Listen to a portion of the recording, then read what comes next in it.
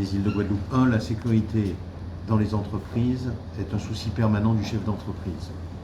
Premièrement parce qu'il a un risque pénal lorsqu'il n'assume pas ses obligations, mais aussi parce que tout simplement il a un engagement sécuritaire. Alors toutes les entreprises n'ont pas les mêmes risques, ça dépend dans quelle branche vous êtes, quelle est l'exposition de vos salariés, mais on part du simple risque de glissade qui peut se faire ici ou là parce que les sols ne sont pas adéquats, à des risques beaucoup plus importants qui sont liés, comme on dit, au Céveso, à des entreprises qui sont classées comme étant elles-mêmes comportant des risques. Donc notre but, sensibiliser bien sûr les chefs d'entreprise, accompagner ceux qui sont partenaires déjà, mais simplement, de plus en plus, les entrepreneurs sont tenus responsables de tout ce qui se passe dans leur entreprise. C'est un fait constant.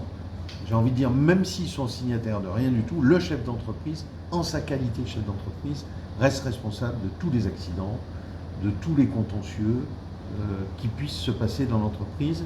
Et il faut qu'il ait de plus en plus une organisation. Alors les choses évoluent vite en matière de responsabilité.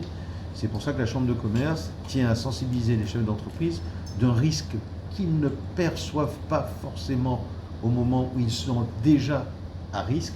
Eux, ils voient le risque de l'entreprise, le banquier, les signatures, les cautions, les hypothèques, les engagements de marché. Mais il y a aussi ces risques qui sont naturellement le risque d'accident au travail, le risque lié à l'entreprise dans son fonctionnement, aussi bien pour ses clients, on peut être responsable d'un risque client dans une entreprise que pour ses salariés.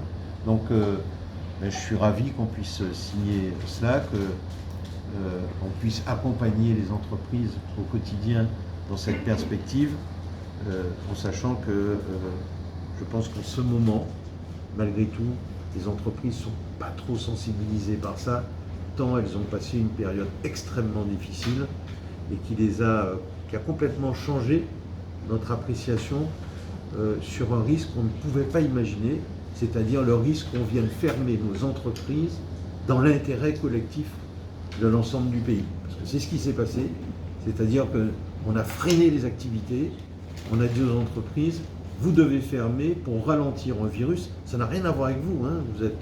C'est l'activité qu'on va freiner, économique, on va empêcher aux gens de sortir, et malheureusement, vous aurez en dégâts collatéraux d'une décision qui est dans l'intérêt collectif, compte tenu du nombre de morts et des conséquences de la Covid.